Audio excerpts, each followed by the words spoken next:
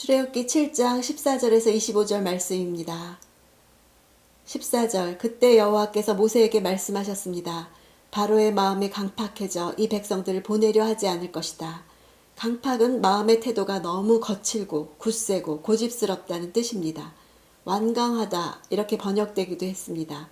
이 단어는 엘리 제사장이 비둔해졌다 할 때도 비둔하다 이 뜻으로 쓰인 단어입니다. 인류의 역사는 거역과 불순종의 역사죠. 나도 영적으로 거칠고 고집스럽고 비둔해져서 하나님이 여러 번 말씀하시는데도 불구하고 예전의 습관을 반복하고 있지는 않습니까? 로마서 2장 5절에 보면 다만 내 고집과 회개치 아니한 마음을 따라 진노의 날, 곧 하나님의 의로우신 판단이 나타나는 그날에 이 말 진노를 내게 쌓는도다 라고 하셨습니다. 내 마음이 영적으로 둔해졌다는 사인은 회개가 없다는 것입니다. 16절 그리고 그에게 말하여라. 히브리 사람들의 하나님 여호와께서 왕께 내 백성들을 보내 광야에서 나를 경배하게 하라는 말씀을 전하라고 나를 보내셨습니다. 그러나 지금까지 당신이 듣지 않았습니다. 하나님은 10가지 재앙을 내리심으로 이스라엘 백성을 이끌어내시는 목적을 말씀하고 계시죠. 첫째는 광야에서 하나님을 경배하는 것입니다.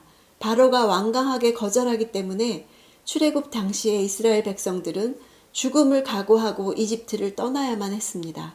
내가 세상의 노예된 자리에서 벗어나 하나님과 온전한 관계를 회복하고 그분께 예배드리기 위해서도 이런 전쟁을 거쳐야만 가능하다는 것을 알아야 합니다. 17절 그래서 여호와께서 이것으로 그분이 여호와인 줄 왕이 알게 될 것이라고 말씀하셨습니다. 이제 제가 제 손에 있는 지팡이로 나일강 물을 치면 물이 피로 변할 것입니다. 10가지 재앙을 내리심으로 이스라엘을 이끌어내시는 목적 두 번째는 그들이 여호와를 알게 하시려고입니다. 이 재앙들은 바로와 이집트에게는 여호와 하나님이 온 땅의 유일한 주권자임을 보여주는 역할을 했고 이스라엘에게는 신앙의 증거가 되는 역할을 했습니다. 10가지 재앙의 기본 구조는 다음과 같습니다. 10재앙을 자연주의적 시각으로 보는 견해는 10가지 재앙의 역사성을 인정하되 이것을 자연현상으로 이해하려는 시도를 말하는데요. 이들에 의하면 나일강이 피로 변한 현상은 과도한 비로 인해서 범람한 붉은 토양이 원인이고 또 편모충이라 불리는 붉은 빛의 미생물들이 나일강을 붉고 탁하게 만들었다고 말합니다. 이들에 의하면 어마어마한 재해 자체가 기적이라는 것입니다. 그러나 재해가 크다고 기적이라고 하는 것이 아니라 초자연적인 현상이기에 우리가 기적이라고 하는 것이죠. 21절 나일강의 물고기는 죽어버렸고 강물에서 나는 악취로 이집트 사람들은 그 물을 먹지 못했습니다. 피가 이집트 온 땅에 있었습니다. 이집트인들은 나일강에 서식하는 민물고기들을 주식처럼 먹었습니다. 이 고기들이 죽었다는 것은 생계 유지에 큰 타격을 입게 되었다는 의미죠. 악취는 아마도 사막의 무더운 기후 속에서 피가 된 물이 곧바로 부패에서 나는 비린내였을 것입니다.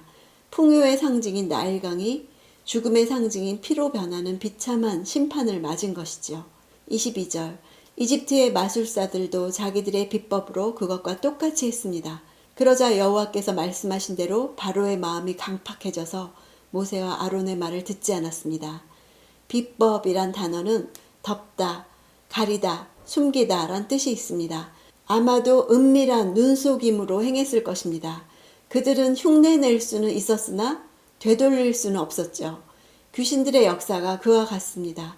초자연적인 일을 행하기도 하지만 하나님이 일으키신 일을 되돌릴 수는 없습니다. 23절 바로는 돌아서 왕궁으로 갔으며 이 일을 마음에 두지 않았습니다. 마음에 두지 않았다는 것은 무시했다는 것이죠. 의도적으로 무시했고 있을 수 있는 일 중에 하나로 간주해버렸다는 뜻입니다. 백성들은 마실 물을 얻기 위해서 땅을 파는데 자기는 왕궁으로 돌아가 버렸죠. 무력한 왕이면서도 그것을 인정하지 않는 자기 만족적인 완강함을 나타내죠.